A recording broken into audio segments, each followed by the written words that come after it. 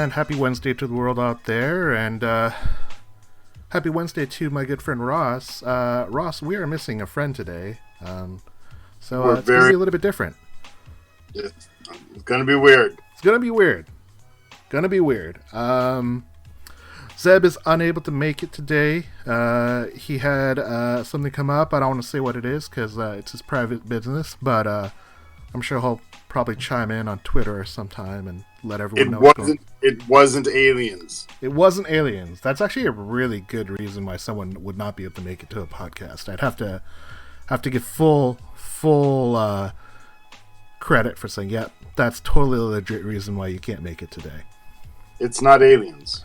You know what it could be?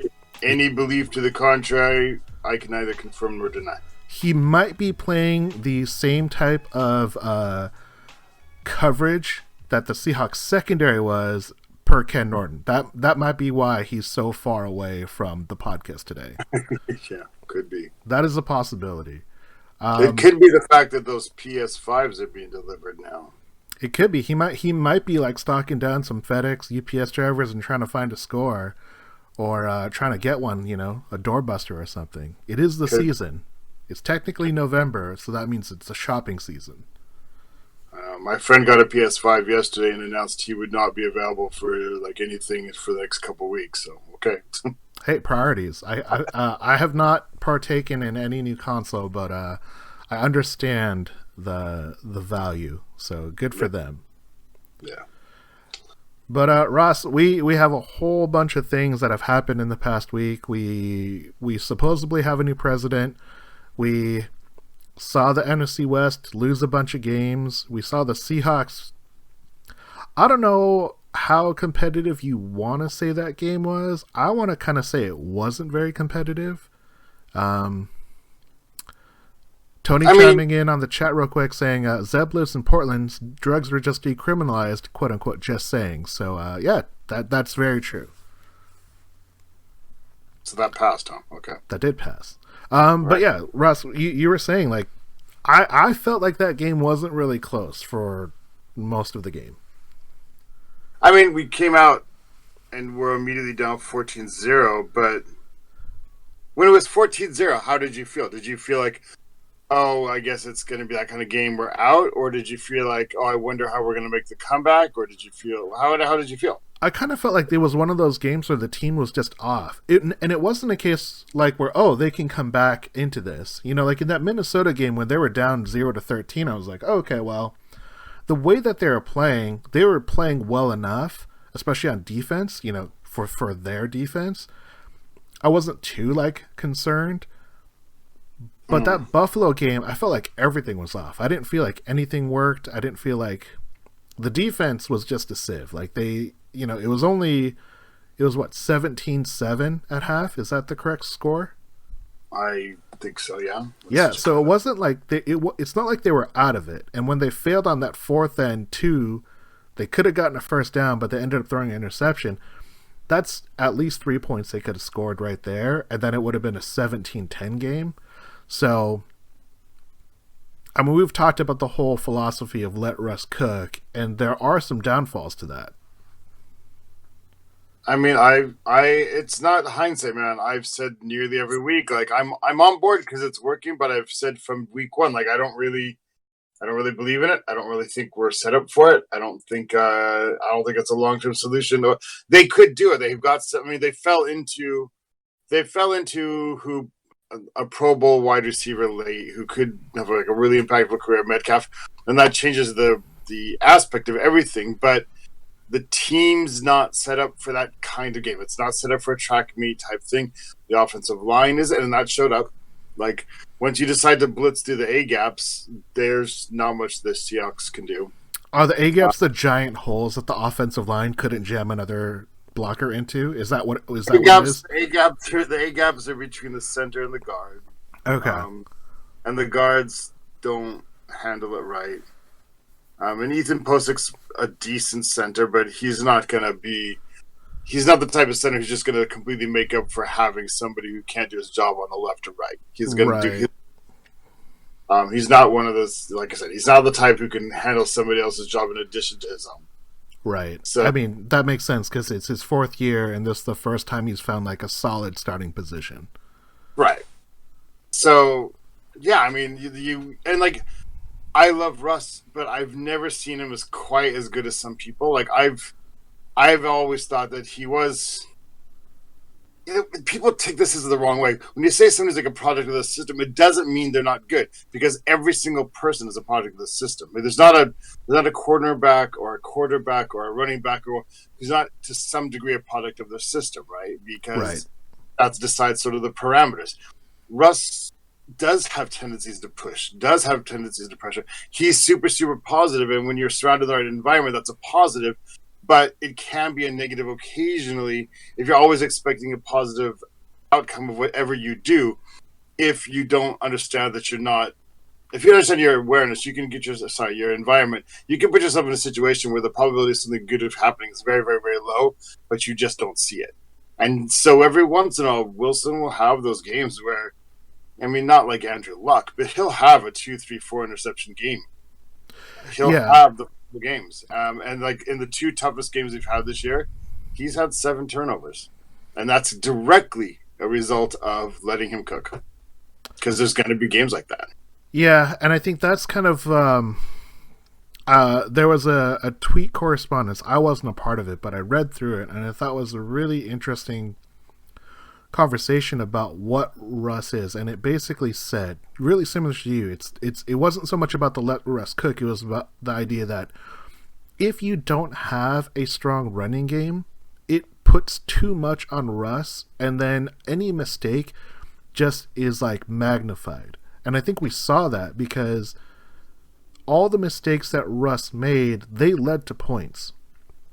So the final score was what? It was like 44-34, the most points that Carroll has ever given up. And I posted this on Twitter after the game to Austin Slater. So shout out to Austin for always being someone that has a strong opinion. I have the very opposite opinion about a lot of things, which is totally normal. And the thing that I thought of was that we had 4 turnovers, all by Russ. 2 on fumble sacks and 2 on interceptions. The Bills turned that into 20 points. So if we take that out, just like imaginary say like, hey, we didn't turn the ball over and we don't get points, but we at least remove 20 points from the Bills, they probably get them later on. We also had 2 garbage time touchdowns. So if we take that out, because I feel like they weren't really warranted, like Buffalo really at that point, they were up 3 scores. They were playing the way the Seahawks play at the end of their games, where it's like, look, we're going to trade a ton of clock and you're down 3. There's nothing you can do. So if you take the 20 points out from turnovers and you take away Seattle's 2 garbage time touchdowns, all the points that both teams earned, it's a 20-24 game. And that makes me think that, like, yes, the defense is awful. Like, that's not even a question. No one wants to say otherwise or has no reason to defend otherwise. But because of the manner in which Russ is not taking care of the ball, whether he's making passes that he's just too positive on, is like, oh, no, I believe in my guy, I believe in them. Or it's the case that because he's cooking, he's going to drop back, he's going to get prone to get hit. And what we saw was, in the past 3 games, teams are going to send a bunch of people at Russ. And what happens is, when they disguise that coverage, when they disguise who's coming in on the blitz, it not only greatly impacts our really, really mediocre pass-protecting offensive line, but it makes Russ throw bad plays, which is essentially what it's designed to do. Yeah. And I think that's what we're seeing right now. It's football again, as I always say. It's not baseball. It's really, really connected. Everything connects to other things in ways you can't always see. But I think letting Russ cook also exposes the defense even worse, in the sense that teams know that we can score really, really fast, so they feel compelled to play more open as well. Buffalo wasn't even going to pretend to run, and we want them to run. We want to kind of psych people into a bad game plan where they try to run on us, but they're not going to if they feel like they have to score every time. Right. And then Yeah, I mean, and then by scoring so fast as well, our defense is out there much longer. So I mean, like, even the 2013, 2014 defenses, that we talk about historically how few passing yards they gave up and things like that, and how few points were scored. Well, the games were shorter. Yeah. The games were shorter in effect because the Seattle's offense was a different kind of offense, and we had the ball much, much longer. And also the other teams didn't drop game plans where they felt they were compelled to score 44 points to win the game. So it's not that, I mean, of course, those teams were much better. Of course, I'm not really comparing, but my point is that you're compounding things by the choices you've made. Right. And some of these are forced honesty. Even if we'd wanted to go to a strong running game at this point, maybe we can't because we don't have Chris Carson, we don't have Penny, we don't have Hyde. But man, you make these choices and you're not prepared. We didn't build an offensive line. We didn't recruit our offensive line to pass protect. Right. There's a person there who was. These are the same offensive linemen essentially we had last year, mostly. Yeah. And they were money ball offensive linemen, except for Dwayne Brown. You get cheaper linemen because everybody else is holding pass protection at a premium, so you do it with road graders for much cheaper. Right. But now you're asking those road graders to pass protect. Right, and pass blocking and run blocking, it's such a different philosophy. I mean, they're essentially two different techniques. Yeah. Two different. Yeah, it's like playing wide receiver versus corner to a degree. The motion and what you're trying to do and how you engage with the defender is totally different. Yeah. And I think that's the thing that is kind of like, I was obviously really disappointed in the game because I was not, after that first drive and like the second drive and then the third drive, I was like, man, we just don't have it today. So I was already expecting it to be a bad showing. And anytime they showed something like, oh, maybe we're going to get out of it. But it was very short-lived because it was such a stutter step process. Like there was never like a string where Seattle just played great for an entire quarter. It was like, play great for a drive, play bad for a drive. Defense has a decent stop, and then it was like, it just can't do anything. At the end of the third quarter, it's 20-27. We're down by 7. We've scored. We're starting to get sacks.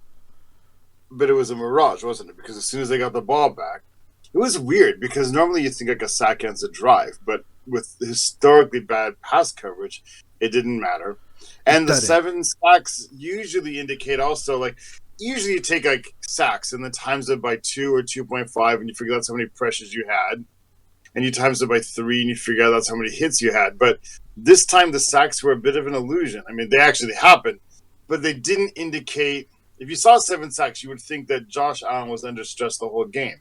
And he wasn't. Like outside of those 7 plays, we rarely made him move, get off his spot. Right. And he's a running quarterback, and he didn't even have to run that much. And that's the thing that I think, that's why I never felt like the game was like really that close. The score shows otherwise. When it was 27-20, you didn't think we were about to, you didn't think we were going to do something there? No, because I think if I remember correctly, we had scored to make it 27-20. So we were already down 2 scores to get to 20 points. Correct? I believe that's what it is. And if that's correct, so we let them have the ball back at 27. And I can't remember if that was the one where we got them to like a long 3 and out or a long 3, but they just converted it anyway. I can't remember if that was the screenplay that just we got totally sucked into. Is that the drive that put them up 2 scores? Yes. So that's like the thing. On that particular drive, they had multiple sacks, but they kept gaining 15, 20 yards per play, even after they got sacked. Our defense just was not, it's just not built. The way that they were playing, the soft coverage, and we talked about this on a previous play, or a previous podcast, where if there was one thing I wish we could change is just not to play such soft coverage. But I'm now reading the reason why we have to play such soft coverage is, one, Trey Flowers is kind of a head case, so he kind of lost confidence, which is understood. But Quentin Dunbar can't play a full season. The most snaps he's ever played in the 5 years he's been in the pros is like 50 some snaps, 50% of the plays. That's really, really low for a starting corner. They say on average you want them to play 80 to 90% of your defensive snaps. And he hasn't done it in his career. So to say that we're depending on him to be that guy for a majority of the game, it's not. And people were commenting it online. I think we were chatting about it back and forth on our message string saying like, man, he looks gassed. He was gassed in the first quarter. And I think first quarter, he had his hands on his hips already. Yeah, and I think that's like the thing. So that's why I don't think I ever felt like, oh yeah, we're just one score away. Because it wasn't like we have the ball at 27-20 and we have a chance to tie. We're still catching up, and they went on and scored another, 17 more points. And you're a downer, man. It was just that game. It was just that game. I normally don't think that way. I know. I'm the downer, but for 45 seconds, because that's the weird thing. I consider it a podcast every week, and among us, the normal three of us, I'm probably the bit of the downer. I am the downer compared to you guys, but you've also seen more football, so you have a much steadier perspective.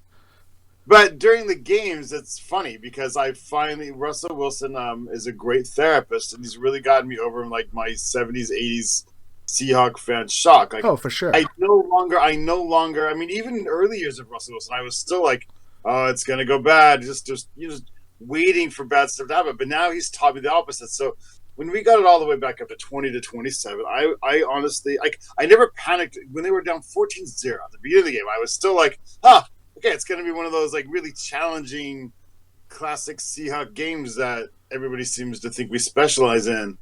And then we got to 27. I was like, see, here it comes. I was like, it's Josh Allen. I figured at some point during the game he was going to give us one back. I definitely thought that as well. As soon as he gives us one back, then there we are. I mean, like 7 sacks and none of them were a strip sack. Come on. But also here's the other thing. All of the players that he was throwing to, all the wide receivers, all the tight ends, like his first 7 passes were to 7 different people. Yeah. Like he could find anyone because we just can't cover, and that's kind of like the problem, especially in that game. Like I've always had concerns about our secondary and the soft coverage we play. I'm just not a fan of that soft zone, and I know it's the players that we have. But that game in particular, no one was within anyone anytime they caught the ball. We got to be a little fair. That wasn't Seahawks soft zone. That wasn't. I hate to say this, but that's a lot of players freelancing. Like, there's no way even Ken Norton is teaching those guys to play 12 yards off on 3rd and 16. There's no way. That's not what they were being coached. So that wasn't like the Seahawks scheme this time, and I will actually buy it. I will say like the players are freelancing. Players have lost confidence. I will say it's still on the coaching because like the coaching's not getting through. Right. They're teaching the plays, they're showing the scheme, and the players aren't getting it, or they're refusing to play it because they've lost confidence. Right, and I think that was the worst I've ever seen to anybody. Well, that's actually a good segue. Let's kind of talk about that. So we'll jump in. The Seahawks, they look, and they went to Buffalo, and they got beaten every which way. Offense, defense, even special teams. Most people were harping on the defense, but the offense turned the ball over 4 times, making the defense protect shorter fields. Can the Seahawks right the ship as they face the LA Rams? This is the Hawkscast podcast. And because it's just Ross is always going to go first. And topic number 1, Ross, was Fire Bevell ever as bad as Fire Norton? And we've had lots of conversations about Darrell Bevell and what he meant as an offensive coordinator. But do you feel in the 2+ years that Ken Norton has been here that it's been as bad, considering the offense has been on fire, Russell cooking all the time? I mean, do you mean as bad as in like people clamoring for it, or as in it needs to be done, or define your terms a bit here for me, man? I'm going to leave this. It's an open forum. I want you to pick the way. If you need me to direct you, I will direct you, but I want to see where you're going. I will say that as far as among the fan base, Fire Daryl Bevell was. It's hard to say, man, because I'm not a huge social media guy, but it felt like in certain quarters, at least, it was even more rabid. I think it was more rabid, but I think it wasn't as widespread. I don't think it was pretty widespread. And let's be honest, like coordinators are always like low hanging fruit, like play calling and coordinators. That's where you're gonna go. And Pete Carroll was still right after our Super Bowl year, so Pete Carroll still had a bit more of the halo effect, and so Daryl Bevell. But I think the clamoring for fire Ken Norton Jr. is now more widespread, and it's louder. And I'm going to go one more step further. This is what's really important. It's way more justified. Interesting. Daryl Bevell, I understood like early on in his tenure why people were frustrated, and he had some weird play calling sometimes. Although it could look genius when it worked out. That was really kind of people are not quite fair with that. But his skill was putting together an offense for like $1.50. $1.50. That's way too much. He got a $1.10. That's what he got. Right. He put us in the Super Bowl with 3 undrafted free agent wide receivers, 2 6th and 7th round tight ends, a traded for running back, and a fullback off the street, and a quarterback from the 3rd round. And it was still like a top 10 offense. People are frustrated because they're not using it more, but like, dudes, that's not where the money was being spent, and he still did that. That's amazing. But I mean, at the end of the day, he did. I mean, Russ outgrew him. Schottenheimer probably has been good for his growth. Not going to comment whether we should be full on cooking yet. But Ken Norton Jr. I mean, like, we've talked this for 2 seasons now, and this season's even worse. I mean, the defense is down around the league probably because of the unique year, but still, it's a historically bad defense. We can't stop. We're going to smash by 80 yards per game, worst yards given up in the air. And it's funny because we sit around and we think we've got a group of solid defenders. I've heard people say Poona Ford is really, really good. I've heard people tell me Jaron Reed is really, really good. And Bobby Wagner is still playing at a high level, and KJ Wright's having his best year. And Jamal Adams, we gave up 2 first-round picks, and he's an all-star. And Quandre Diggs, who we've completely forgotten about, we were as excited to get him as we were to get Jamal Adams last year, and he hasn't made any impact plays. And I'm told Shaquille Griffin is a shutdown corner, just doesn't get as many interceptions as some people. So we've got 1, 2, 3, 4, 5, 6, 7. And we've got Dunbar, but he just came in. But we've got like 7 out of 11 players we're saying are like Pro Bowl quality.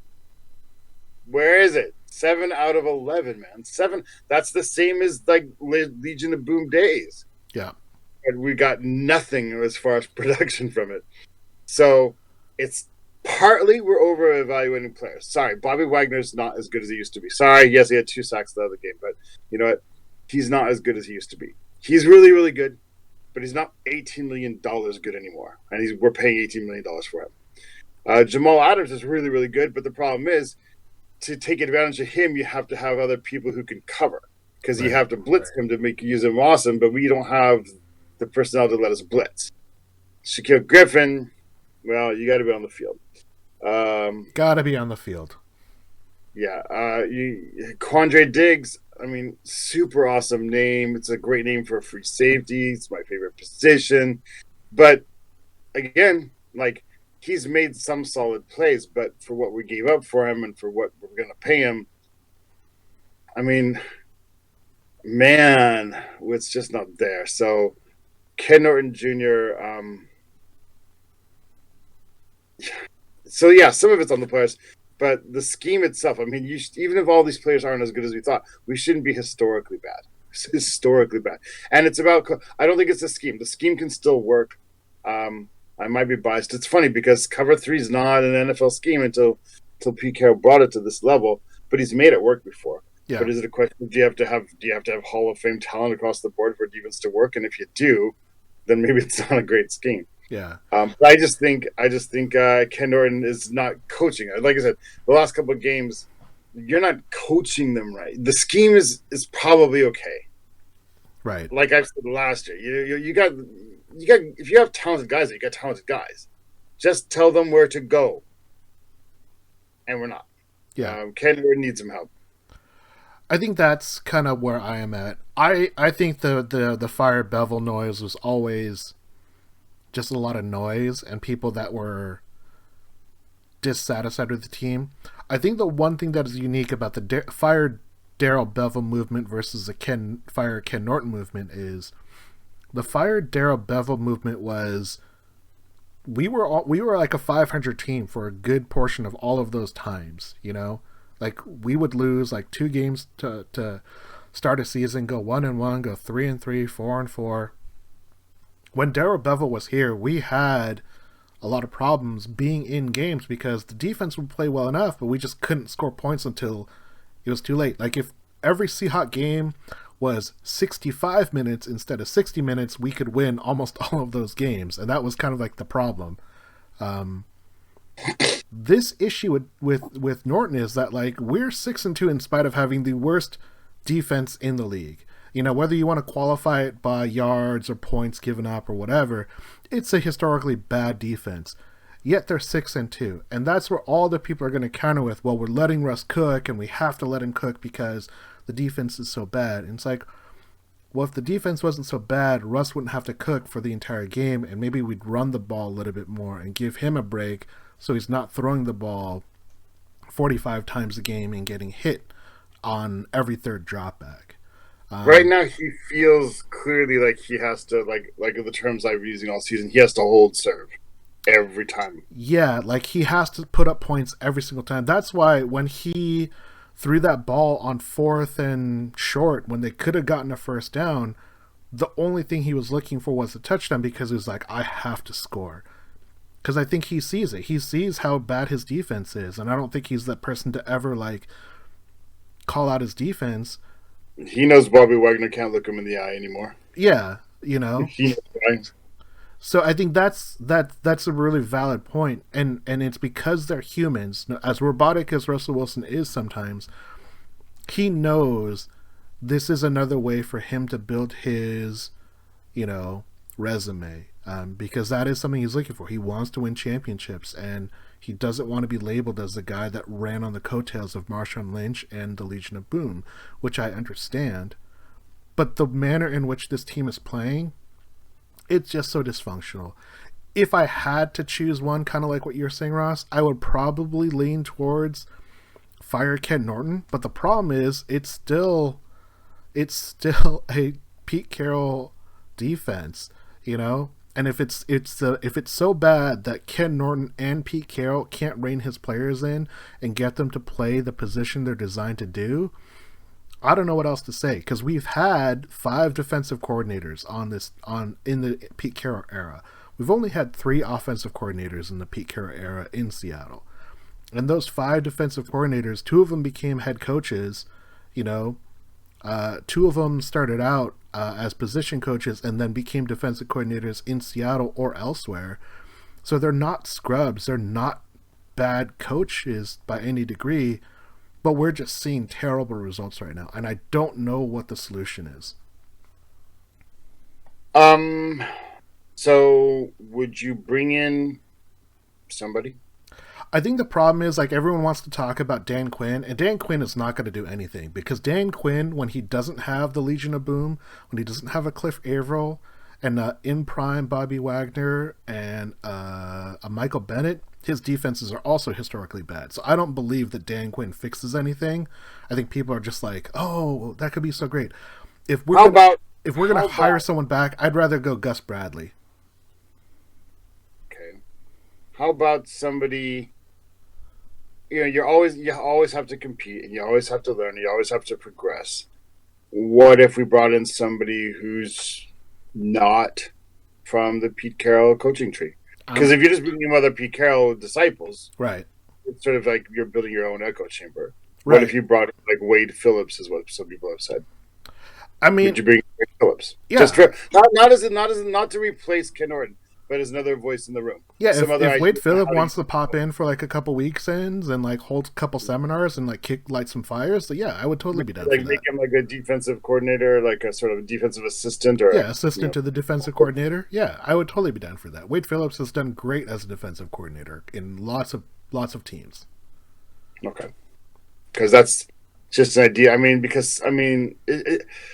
I think the players at this point need to hear a different voice. Like, Pete Carroll's done a lot, and Ken Norton has done a lot in his career, but they're not getting it done right now, and the defense isn't getting it done right now, and the players, I don't think, it's not like they've locked out. I don't want to like mischaracterize it, but they've lost some confidence. Maybe they've lost some confidence in the system because not everybody 100% wants to blame themselves. But I think another voice in the room at this point might be warranted. I would not be opposed to it at all. I just don't know how likely that is. I agree, but you can be creative. Who was it a couple of years ago? They were like 9-4. Was it Baltimore? It was Baltimore. That's the year they won the Super Bowl. Right. So 9-4, Baltimore was rolling, but they weren't quite happy with where the offense is going. So mid-season, even though they were 9-4, they fired the offensive coordinator, replaced him, and they won the Super Bowl. So there is precedent. There is precedent. I don't think there's Seahawks precedent. I agree, but Pete Carroll will sometimes surprise you. I mean, he's been a bit more vocal the last couple weeks. I think, to be honest, Pete Carroll, to the degree, he never will throw people under the bus, basically, and he's never going to make too much public. And that's why I say, like, parsing his words in the last couple of weeks with what he said, I want to believe that he's indicating to us that he's really, really frustrated with Ken Norton Jr. as well and with the situation. I think he's a prideful man. I think his pride is hurt right now. I think the Seahawks, with the game that they played, I think that Pete was very, very upset. And as upset as Pete Carroll allows him to be with the press and for us as fans to be able to see. Yeah.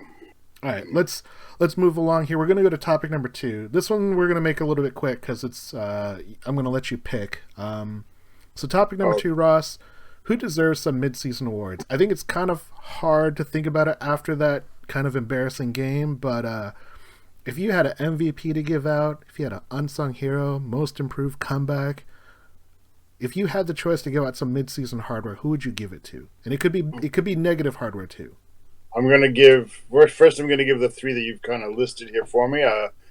MVP, I'm going to go against the grain, and I talked a little bit this week, but I think it's actually DK Metcalf. Russ has always been Russ, but there's a reason we can actually let him cook, and it has had some success. So real quick, I want to point this out because this highlights what you've talked about. Last year, DK had 7 touchdowns in his rookie year and 900 receiving yards. Right. This year, he's second in the league with 700 summish yards. It's like 738 yards and 7 touchdowns. So he's almost eclipsed what he did in a full season in his second year. So I think that's a pretty good MVP. Yeah. Wow. That's pretty stunning, really. He really could just be a dominant player for a long time. Yeah. Unsung hero, I'm going to go with, I talked about him earlier today, Ethan Posick. Nobody even expected him to win that center job out of training camp. Not at all. And, again, he's not playing at an all-pro level. He's not going to the Hall of Fame. Sorry, Ethan. But he's taken it, and he's been all right. He hasn't been a liability. And he's allowed them to do. Again, the last 2 out of the last 3 games, especially, we've seen a lot of stuff coming up through the A gap or whatever. So it's easy to get down on him, but that's not purely his responsibility. Yeah, and I just think that he's allowed them to do this. He's allowed most of the time. He's allowed Russell Wilson time. He's making the line calls. They've worked out. He's taken these guys and recruited to be a running line and made it. He's been part of the reason they've been able to pass. So I'm going with Ethan. Solid. Most improved. mean, I don't want to double up on anybody. So maybe I'm gonna go back. Can I reverse then? I'm gonna reverse. I'm gonna go back to Unsung Hero. I'm gonna plug in David Moore. Okay. I think he's got 4 touchdowns already. He's on pace for 650 yards as being like the third receiver in a very concentric kind of offense. We've been throwing the ball a lot, but it mostly goes to the same 2 guys, right? Yeah. But he's had impact almost every game. He's had touchdowns in 3 out of the last 5 games. His touchdown last game is the most air yards of any completion so far in the NFL this year. That long touchdown. So I did not expect that touchdown either. Yeah, I mean, and that was, I don't know, that kind of, it was sort of garbage timey, but it happened fast enough that it sort of gave us a little bit of a chance. It was one throw. It was one play, and they scored. Yeah, I mean, it was amazing. So then I'm going to switch that around and go. My most improved was Ethan then, because got moved, but still won that starting job, even though they had traded for somebody to take that job, and they felt comfortable moving that guy on. Was that Snell? Yeah. And then I'm going to go with the letdown of the year, and I'm going to divide it. I'm going to cast half a vote each for Dunbar and for Diggs. I think that's fair. I think those are all worthy recipients of that hardware. My MVP,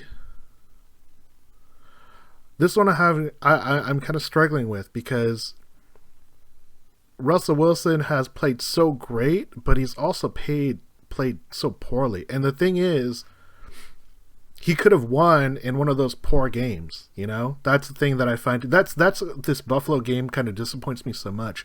Not that we lost the game against Buffalo, but it makes their loss against Arizona look even worse. That's the way I feel out of it. So I reluctantly give Russ the MVP because he has been so impactful to us winning.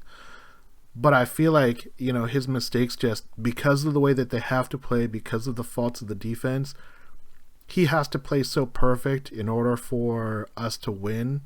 And I think that's really tough position to be in. But he wants that opportunity. He wants the MVP. He wants those accolades. So he's my MVP. Unsung Hero, I'm going to go with the running game. I'm going to go with Chris Carson. That dude hasn't played this year. But that's the thing, though. Like, I feel like when we have Chris Carson, when he's available to play, the team is just so much more dynamic. Like, I remember in the first 2 games where he had 3 receiving touchdowns, and he was like, all of a sudden, a different player. We've never seen get the ball that much, not in just screens, but also on like all kinds of plays, just passing the ball to him. And I feel like we're missing that dynamic because there is no threat.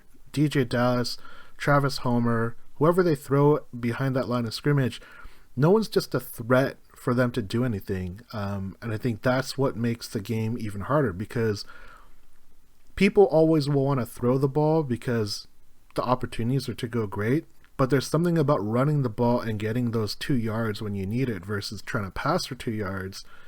I feel like running the ball can be so much more demoralizing to a defense, and you just can't do the same thing when you convert on a short passing play, because that's another thing that we ended up failing on. There were a couple short passing or short yardage downs that we couldn't convert, and we opted to pass because running was just not an option. So he is my unsung hero, even though he's not played a lot. Most improved. You sold me on it. It's kind of weird, but I'm going to go with Michael Dixon. He started his rookie year as an all-pro, and then he was just kind of super average last year, and he's been great again this year. Like a comeback player, maybe. Yeah, so maybe comeback. I think he's definitely been one of the reasons why the special teams has been so great, is because when he does have to punt, he's doing such a good job with it. Most improved, I don't know if there is I don't think there's a most improved that I can highlight or I want to yet. Just because there's been so many injuries. Everyone who has played a lot, they've kind of played the way that I would expect them to. There's a lot of negative hardware. I don't want to get into that because I don't want to get too depressed, but I think Trey Flowers is someone that Trey Flowers is someone that I'm slightly disappointed with because I think that again that mental issue has started to take away his ability and his opportunity. Yeah, I mean, to be fair, to be completely honest, he did show. I mean, it's weird to say this given the result, but he did show a little bit of signs of life the last couple of games. Like he maybe like seeing a sports therapist, psychologist, or something. Maybe. Yeah, I mean, and it could also be that when you're playing against someone like Dunbar, who's giving them 15 yards of space, when he only gives up 7, it's like, wow, well, at least I'm twice as good as that other guy because I don't have to give up 15 yards. Yeah, some self-esteem there. So let's move along to topic number 3. This is the Hawkscast Corner, and we talk about the NFC West.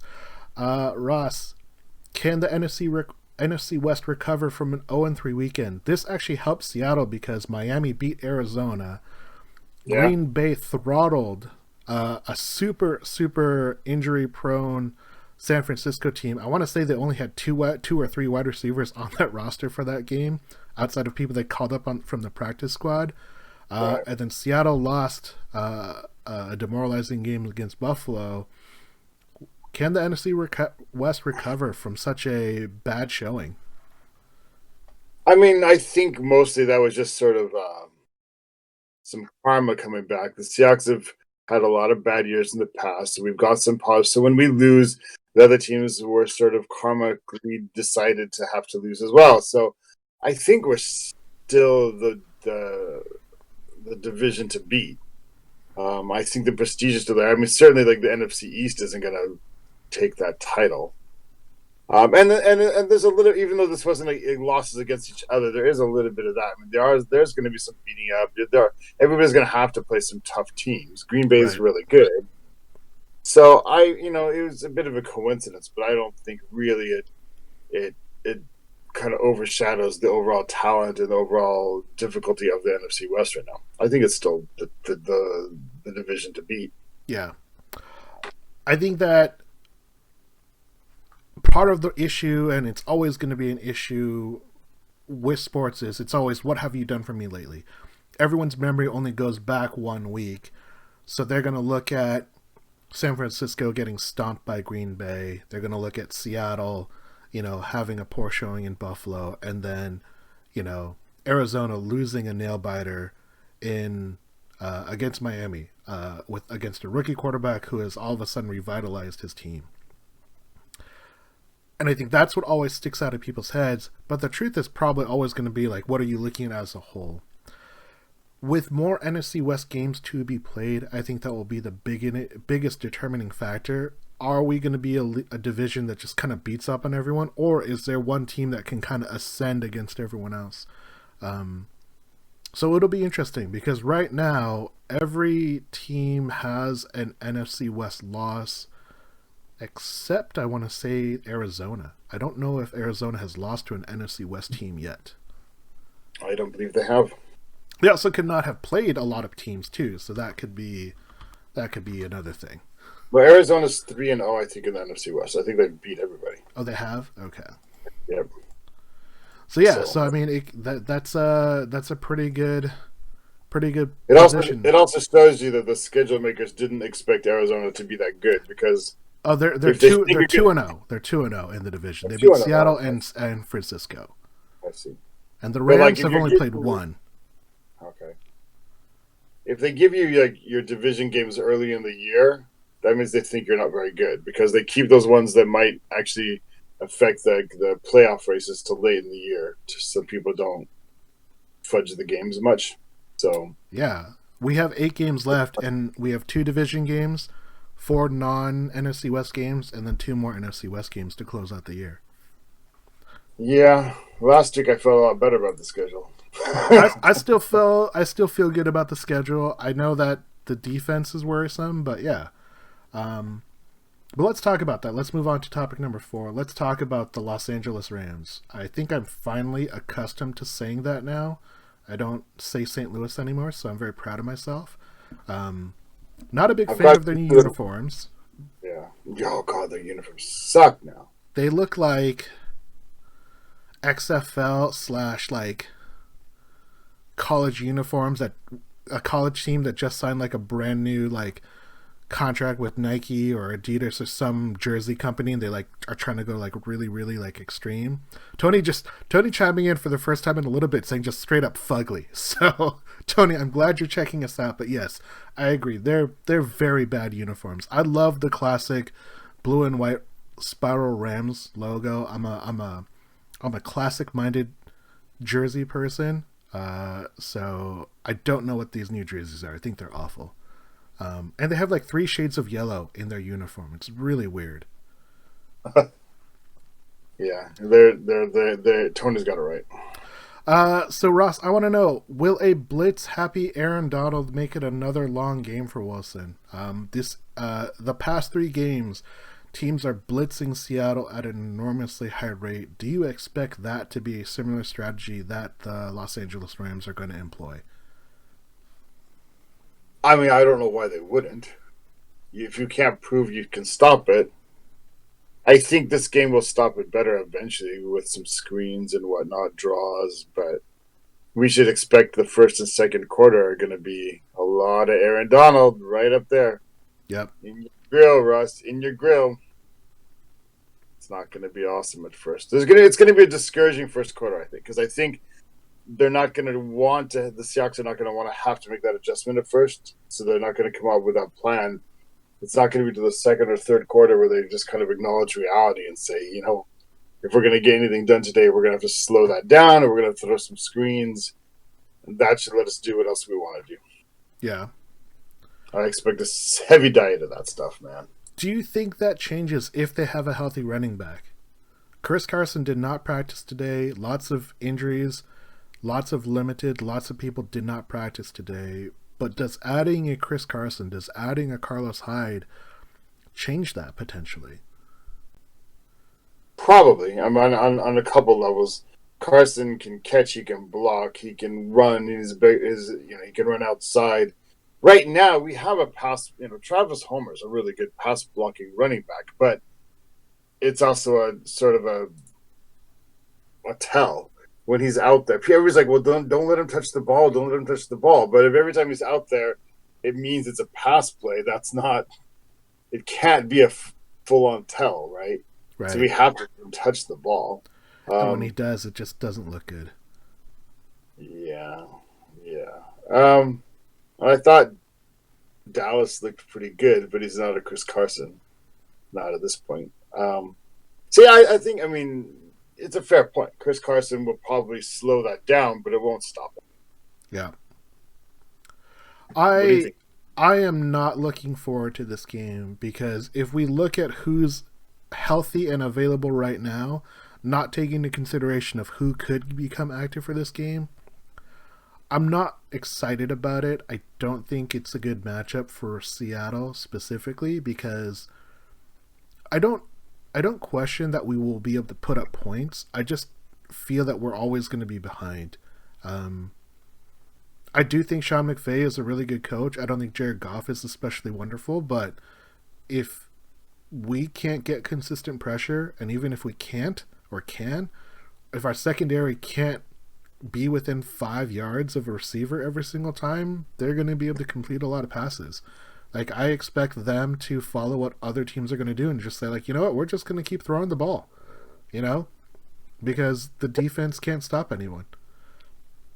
Well, why would you run the ball if you're only going to get 3 to 4 yards from that, but you can pass and get 10 to 16? Right, exactly. Even if you give up a 6-7 yard sack, if you're averaging 9 to 12 yards per passing play, every 2 plays you're getting a first down easily at a minimum. So it's the concern that I have. Not that just the defense is bad, it's just that we're so beat up right now.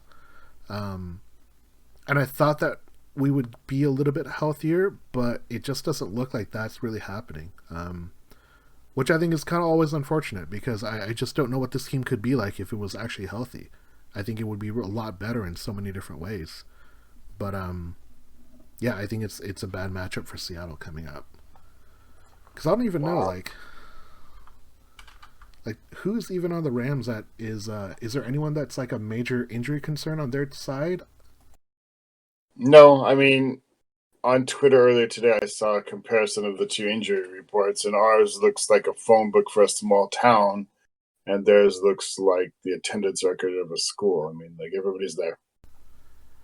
I mean, They're they've not got that people on injured reserve, but that's not the same as guys that are just banged up. Right. Yeah, they're oddly healthy for this time of year. Yeah. I guess the report I'm looking at just shows like injured reserved. But yeah, it's definitely concerning. I'm not super excited about this game. So we'll see. I think the fact that Aaron Donald, because if we can't run, it nullifies our opportunity to really try to attack that defense. Because if we were running the game, if we were going to run the ball, I feel that would do a lot more to negate Aaron Donald's strongest thing, which is just attacking the quarterback. So, right. And without a strong running back, I just don't know if we can do it, especially one that can play through contact. And that's why Chris Carson and Marshawn Lynch have always been such fan favorites. Chris Carson, obviously, this year in particular, it's just like the injury bug has hit him early in the season as opposed to like at the end of the season. Yeah, he usually just misses the last couple games, but yeah. But yeah, kind of depressing. That's kind of sad. Yeah. That's one of the... Zeb, we need you to get healthy. We need you to get back. You know, hop off that spaceship and return home because we need some levity on this podcast. Totally. But, you know, I mean, on the other hand, we do get to play Jared Goff, and he's not a world beater, and that could be fun. If we can get some pressure on him, move him off his spot, he could give us 2 or 3.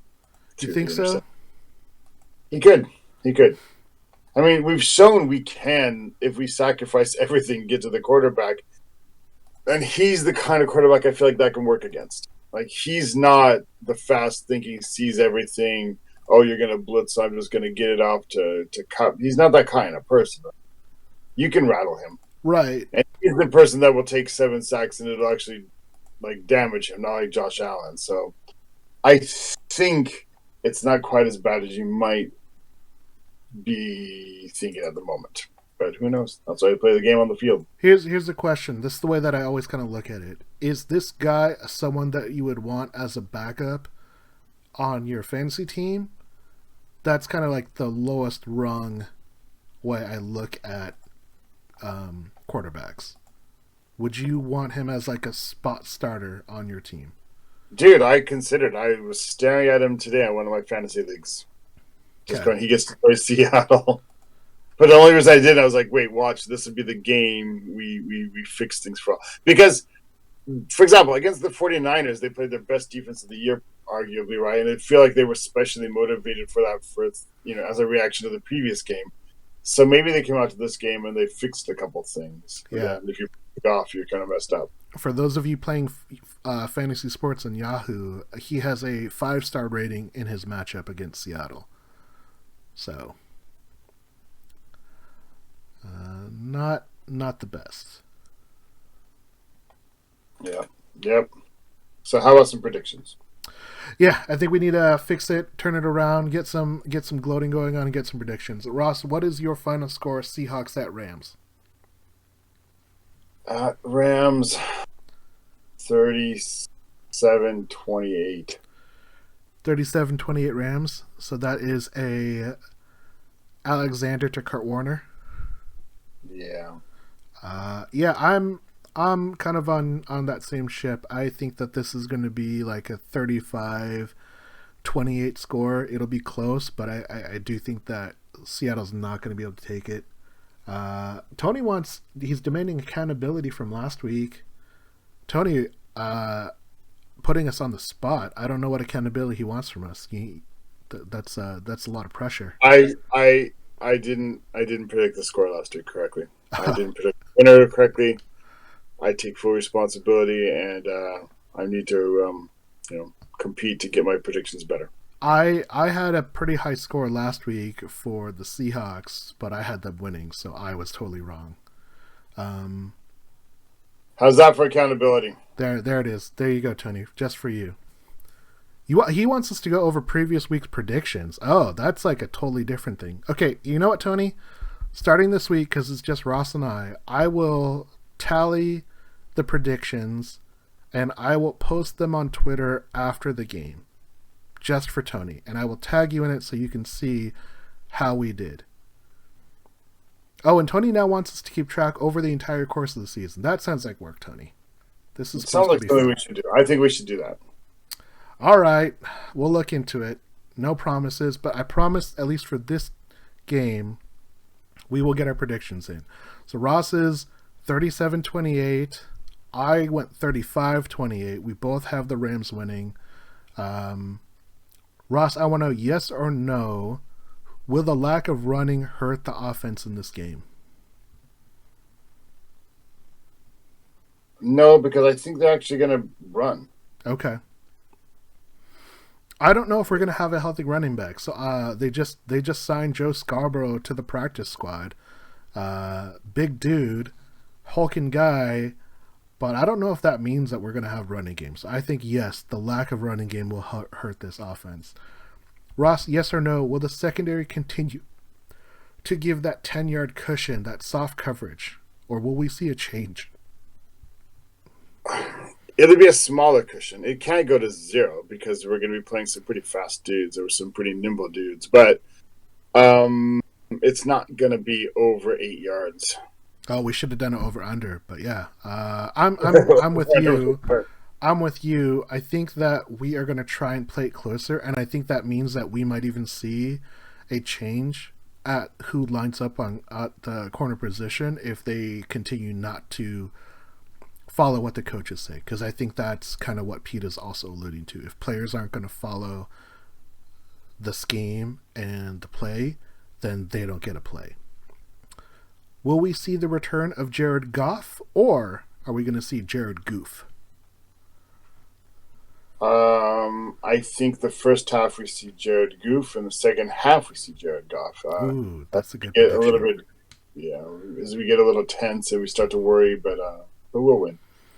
I think that there are going to be more showings of Jared Goff than Jared Goof. I think that this defense, until they can prove otherwise, I can't just hope that they get better. I have to see them get better before I'm going to give them that benefit. I think we're going to mostly see a lot of Jared Goff. Yes or no, are we going to see the sack party continue? No. No? Fair enough. I'm going to say yes. I think that we will see the sack party continue. I don't know if we're going to see 7 sacks, because that was quite a showing. Well done to the team that way. But I think that what we need to see is that rather than trying to get our sacks on first and second down, which are always great, they need to fix their problems on third down. I think they're a little bit too predictable, and they got torn up by like a couple plays where they knew what was coming. The Bills protected well, and it just nullified everything we did. And the last prediction for the evening, Ross, yes or no, is the defensive turnover drought going to continue? Yes. Ooh, that hurts. I'm going to go no. I'm going to go no, actually. Okay, well, I think it is. I think that if they can't get pressure when they need to, and if we can't put a body on a wide receiver, they're always going to be able to protect the ball. It's going to be really hard to force a turnover if we're not getting pressure and if we're not making hard throws. So I sense a pick 6 off of a screen pass coming up, either KJ or Bobby. Ooh, that would make me feel so much better. We're just due, and they've been playing the screens. I mean, if they've done anything right, occasionally the linebackers have played the screens correctly this year. Sometimes. Yeah, I mean, KJ and Ryan Neal have played the screen game really well. So I was that third down that they converted, it was like what, third and 8, third and 9, third and 16, and they got like 23 yards, 30 yards out of it. Yeah. Demoralizing. It was. That was sort of the backbreaker for me. Yeah. Yeah. All right. That's our podcast. Kind of a downer of a podcast, I'm sorry to say. Yeah, I guess we're missing our optimist and Zeb. Yeah, Zeb, baby, come back. We need you. Or maybe last week's defeat was just that demoralizing. Here's my last question. Then is the team is 6-2. You are not at the stage where all hope is lost. I'm not. I think that there's still a playoff team, a team that can still compete for the division, if not, potentially the number one. It's going to definitely be harder, but I don't think this team is done by any stretch.